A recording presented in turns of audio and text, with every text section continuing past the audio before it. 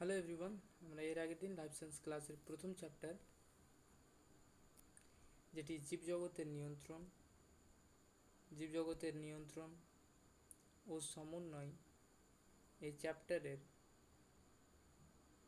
নাম কেন এটা দেওয়া হয়েছে এবং এই চ্যাপ্টারের ভিতরে এই নামের দেওয়ার উদ্দেশ্যে বা এই নামটা দিয়ে আমি পুরো চ্যাপ্টারে একটা সামারি বর্ণনা করেছিলাম যে জীব বলতে কি বুঝাই, জগৎ বলতে কি বুঝাই, নিয়ন্ত্রণ বলতে কি বুঝাই, সমন্বয় বলতে কি বুঝাই।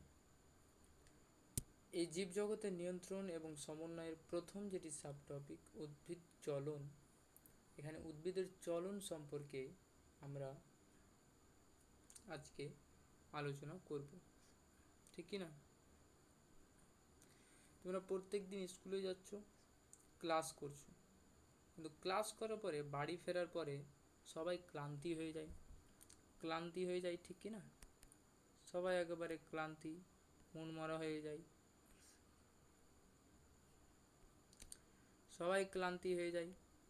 বাড়িতে গিয়ে সবার কি, বাড়িতে তো দূরেরই কথা, পথে হাঁটতে হাঁটতে সবার কি খিদে পেয়ে যায়, ঠিক না? বাড়িতে গিয়ে আমরা খেতে চাইলে মা বাবা কি খেতে দেয় না, বলে পরিষ্কার হয়ে আসো, তারপরে খাবার টেবিলে বসবে, নাহলে খাবার পাবো না, ঠিকই না? তো এই মতো আমরা আগে পরিষ্কার হতাম, তারপরে বসে খাবার টাবার খেতাম। আমরা হলাম মানুষ, এই পৃথিবীর সবচেয়ে উন্নত প্রাণী হলো মানুষ। আমরা পায়ে হেঁটে চলে বেড়াই, খাবার সংগ্রহ করি, দরকার মতো উদ্দীপনায় সাড়া দিই, যেখানে ইচ্ছা সেখানে আমরা কিন্তু ঘুরেও বেড়াই, ঠিকই না? কিন্তু গাছেরা কি করে? এখন প্রশ্ন হলো, শুরু হচ্ছে ক্লাস, গাছেরা কি করে? ফার্স্ট কোশ্চেন আমার, যে গাছেরা কি করে? কারণ তাদের তো বাড়ি নেই, তাদেরকে কেউ খাবার তৈরি করে দেয় না। কোনোদিন আমরা করি যে খাবার টাবার তৈরি করে গাছের সামনে রেখে চলে আসলাম যে এই যে বাবা খেয়ে নিও দুপুরে, এরকম আমরা কেউ করি না। তাহলে ব্যাপারটা কি আছে? তার মানে আমরা যখন দিই না, কিন্তু কেউ তো খাবার ছাড়া বাঁচবে না। তার মানে গাছ নিজের খাবার নিজেই তৈরি করে, আর এই তৈরি যে করে এটাকেই আমরা বলি সালোক সংশ্লেষ। এটাকে আমরা কি বলি? সালোক সংশ্লেষ। এটাকে আমরা কি বলি? সালোক সংশ্লেষ বলি এটাকে। তো সালোক সংশ্লেষ অর্থাৎ গাছ তাদের খাবার নিজেরাই তৈরি করে। এবার প্রত্যেক দিন তো পরিবেশের তাপও ঠিক থাকে না, থাকে। আজকে কম ছিল, গতদিন আবার বেশি ছিল তাপমাত্রা। তাহলে পরিবেশের তাপমাত্রা বৃদ্ধি পায়, কখনো আবার হ্রাস পায়। তাহলে সেই সময়টা আমরা যেমন মানিয়ে নিয়েছি, উদ্ভিদরাও ঠিক সেই মতোই মানিয়ে নিয়েছে, ঠিক আছে? নিজেদের মানিয়ে নিয়েছে এই পরিবেশের সঙ্গে। তাহলে আমাদের মতোই উদ্ভিদ। উদ্ভিদ সম্পর্কে তো আচার্য জগদীশচন্দ্র বসুই বলে দিয়েছেন যে উদ্ভিদেরও প্রাণ আছে। সেগুলোই আমরা ব্যাখ্যা করব কিভাবে তাদের প্রাণ আমাদের সঙ্গে আছে। তাহলে নিশ্চয়ই এবার ভাবছো যে উদ্ভিদ তো আর প্রাণীর মতো চলে না, চলতে পারে না, বেড়াতে পারে না, যে কথাটা আমি বললাম। তাহলে তাদের প্রয়োজনীয় কাজ করে কিভাবে? তাদের যে প্রয়োজনীয় কাজ তারা করে কিভাবে? এই প্রশ্নেরই উত্তর আমরা খুঁজব আজকের এই আলোচনায়, যে তারা তাদের প্রয়োজনীয় কাজ করে কিভাবে, ঠিক আছে? ফার্স্ট আমরা হেডিং করব সংবেদনশীলতা। সংবেদনশীলতা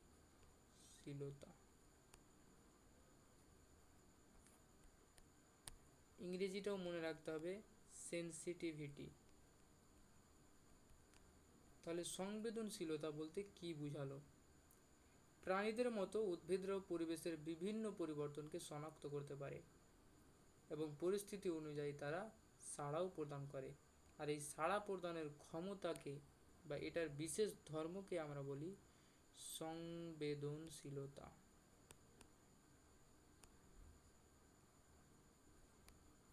তাহলে বোঝা যাচ্ছে সংবেদনশীলতা। তাহলে গাছেরাও কি করছে, গাছেরাও পরিবেশের যে পরিবর্তন তাকে শনাক্ত করছে, চিনতে পারছে। যেমন আমি এর আগের দিনই বুঝিয়েছিলাম, আমি কিন্তু বুঝিয়েছি। যারা দেখোনি ভিডিওটা একবার দেখে নেবে, বুঝে যাবে, এগুলো জিনিস নর্মাল লাগবে তখন। তাহলে এবার বোঝা যাক যে এই সংবেদনশীলতাটা তৈরি হয় কিভাবে। এই সংবেদনশীলতা তৈরি কিভাবে হয় আমরা এই প্রশ্নের উত্তর জানবো এখন। ঠিক আছে, তাহলে পরিবেশের পরিবর্তন হলে জীব সেগুলি বুঝতে পারে। এবার জীব, এই জীব কাকে বলে সেটা এর আগের দিনে ভিডিওতে বলেছি, দেখে নিবে 1 নম্বর পার্ট। তাহলে জীব কি করে, বুঝে, এবং সেগুলি বুঝতেও পারে, শুধু বুঝে না, বুঝে এবং শনাক্তও করে, চিনতেও পারে। একেই বলা হয় উদ্দীপক। আর এই উদ্দীপক থেকেই সৃষ্টি শক্তি হলো উদ্দীপনা। একটা উদাহরণ নিই। রাস্তা দিয়ে যাচ্ছি, হঠাৎ করে কোথাও থেকে পচা গন্ধ এলো, তো আমরা ওখানে দাঁড়িয়ে থাকি না সরে যাই? সরে যাই। তাহলে ওই পচা গন্ধটা কি, নাকে এসে ওই পচা গন্ধটা লাগলো, ওটাই হচ্ছে উদ্দীপক, ওটাই হচ্ছে উদ্দীপক। আর এই যে সরে গেলাম না, এটা কি হচ্ছে, উদ্দীপনায় সাড়া দিলাম, তাহলে এটাই হচ্ছে উদ্দীপনা। আর একটা উদাহরণ, মাস্টার এলো, থাপ্পড় মেরে দিল, থাপ্পড়টা হচ্ছে উদ্দীপক। তারপরে যে থাপ্পড় খাওয়ার পরে যে হাতটা গিয়ে ওখানে মাসাজ করছে, বাস আমরা গ্রামের ভাষায় বলি সালেইছে, ওটাই হলো উদ্দীপনা।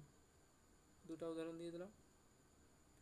এবার আমরা আসি উদ্ভিদের জন্য উদ্দীপক তাহলে কত প্রকারের হবে। উদ্দীপক হবে 2 প্রকারের, একটা হবে বাহ্যিক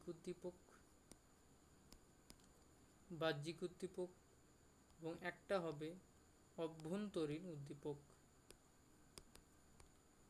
এর নামেই এর মানে ছুটে আছে, বাহ্যিক উদ্দীপক এবং অভ্যন্তরীণ।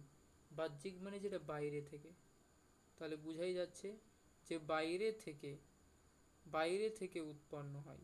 তাহলে এই উদ্দীপকটি বাইরে থেকে উৎপন্ন হয়।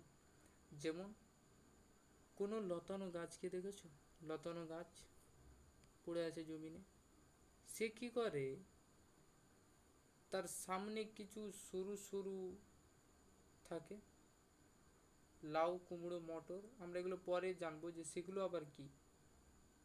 তো লতানো গাছগুলো কোনো শক্ত জিনিসকে, এখানে খুঁড়ি আছে, শক্ত জিনিসকে অবলম্বন করে সে কি করে, জড়িয়ে জড়িয়ে বেড়ে ওঠে, উপরে উঠে যায়। অভ্যন্তরীণ কি, অভ্যন্তরীণ মানে ভিতর। তাহলে এই উদ্দীপক উদ্ভিদের দেহের ভিতরেই আছে। যেমন জিব্বেরেলিন, মুখস্থ রাখবে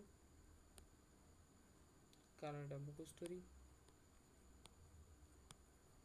জিব্বেরেলিন, এই জিব্বেরেলিনের প্রভাবে কি হয়, গাছের মূলগুলো বৃদ্ধি পায়। তাহলে আজকে আমরা এটুকুই জানলাম উদ্দীপনা কি। এরপরে আমরা জানব উদ্দীপক যে উদ্ভিদের সাড়া প্রদান তার পদ্ধতি কি হবে। উদ্ভিদের সাড়া প্রদানের পদ্ধতি সম্পর্কে আমরা এরপরের দিন জানব, যে কিভাবে তারা সাড়া প্রদান করে। আমাদেরকে কেউ মারলে তো এক মুক্কি মারলে কাউকে 2 মুক্কি মেরে দিই না, তো উদ্ভিদ তো আর হাত নেই, সে কিভাবে, তার পদ্ধতিটা কি হবে, রোমাঞ্চক গল্প নেক্সট ক্লাস। Thank you.